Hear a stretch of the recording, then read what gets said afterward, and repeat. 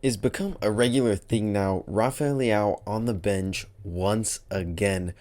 That would be the main headline going into this game versus Monza. Teo Hernandez and Reinders would come back into the starting 11 after serving both of their suspensions, and Tereciano would be given the start over Emerson Royal. Pulisic returns to the lineup playing that center attacking mid role.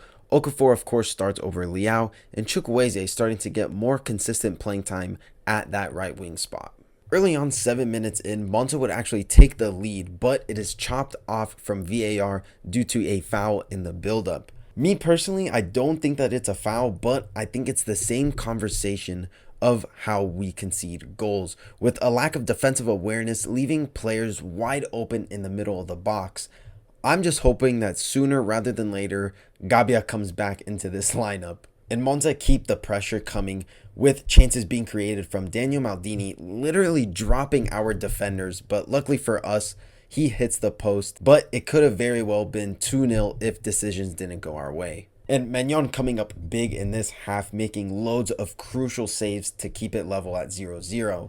But a great counterattack with Christian Pulisic leads to a cross whipped in to Morata, which Ito actually blocks it, but straight into the path of Reinders, who heads it clear for the 1-0. And to be honest, I really thought that Milan were lucky to be up just based off of the chances missed, mainly from Monza and Daniel Maldini, and especially with Milan really not playing well, not really threatening all half, except for that one chance missed from Okafor, which I was not impressed with Okafor this game. I think he could have had a little bit more space to dribble in and maybe take a shot, but instead he took it first time. The start of the second half was not impressive at all either, up until the time that Rafael Leao came in, and he was an instant impact, linking up play in that whole first half. I feel like we didn't see Okafor link up or pass to Teo one time. Now Leao comes in and you just see that their chemistry is unbreakable. And that's what's made us such a huge threat in previous games. That left-hand side, Teo and Leao linking up play and Teo making those overlapping runs because they have that chemistry. And by Fonseca not playing Leao, you can see it's hindering Teo's game, having him stay back. Teo was like locked up between that halfway line, and we didn't see him drive into the opponent's box once that whole first half. And then once Leao comes on, you see some good 1-2s with Teo and Leao, leads to Teo taking a shot on goal, leading to a corner. And it goes back to the previous point that I made in the last video, that top coaches create a system that benefits the players, not coaches coming in with a preconceived idea on how they want to play football and forcing the players to do exactly that. And Leao went on one of those traditional super runs, beating damn near the full Monza team and tried to chip the keeper, but unfortunately it gets saved. And we've seen that from Leao loads of times, but regardless of the fact is, that's what Leao does. Leao creates chances from literally nothing. I want to give a special shout out to Mike Maignan, because without him, it could have been very bad, making quality saves to keep us in the game. The defense felt a little bit unstable, leaving areas in the box open. Even though we kept a clean sheet, I think most of the credit goes to Mike Maignan. And I always thought that the game felt open for Monza to get something out of it, and they started to create chances and had us on the back foot towards the tail end of the game. Regardless, we grabbed 3 points in a game that never really felt secure, and I genuinely do believe that if Leao was on the pitch, I think we would have been a lot more threatening and even maybe bag in a goal or two more. Despite us winning, I just was not convinced at all. And has anyone checked up on Morata? Because for me, I feel like he was going down so many times. He probably had more minutes on the floor than actually in the run of play. And I feel like by Morata just going down all these times, I feel like kind of killed the momentum of the game at times.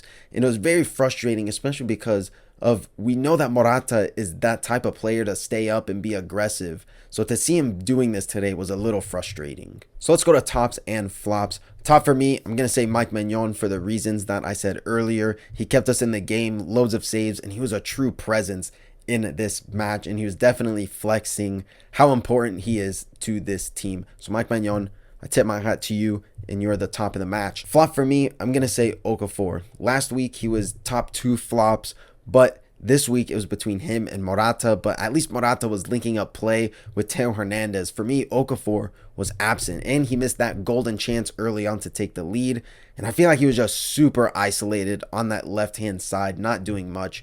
So I wasn't really that impressed with him. So for that reason, Okafor is my flop. So let's preview our next game. I'm not going to preview the game versus Real Madrid just because I did in the previous video. So if you haven't looked at that, guys, make sure you check out that last video. But our next game in the Serie A is against Cagliari.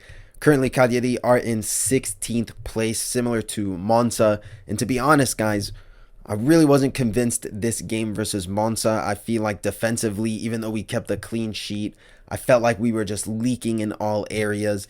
And against an 18th place Monza team, I feel like Cagliari could take advantage of how weak we are in the back.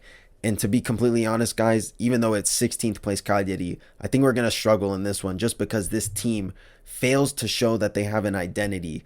Also, I feel like with Fonseca's man management, benching Leao isn't going to benefit the rest of the team. Like how I said, it hinders Teo's game. I feel like we also saw Reinders kind of gravitate more towards that left-hand side because Leao was in. So I feel like it hinders kind of almost all the players in a certain sense.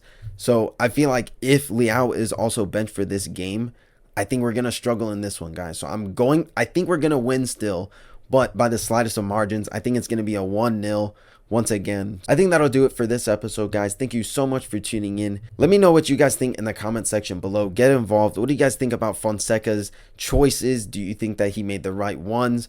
Also, what do you guys think about the game versus Monza and our next game versus Cagliari? So, guys, thank you so much for tuning in, and make sure you guys like, comment, subscribe, and I'll see you guys in the next video. Ciao ragazzi.